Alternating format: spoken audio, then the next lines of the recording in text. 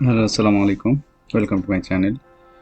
Today in this video I will share how to install Windows Subsystem for Linux on Windows 11. In this video I will share a step-by-step tutorial. Here I will show how to install Windows Subsystem for Linux on Windows 11, allowing you to run full Linux environment directly on your Windows machine without dual booting or a virtual machine. In this video you will learn what is WSL and why you should do it use.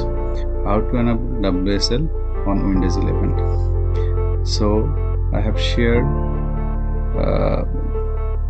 step-by-step guideline. Just follow this guideline and you will do it. Thank you. I would like to request you, please subscribe my channel. Don't forget to like my video. Thank you.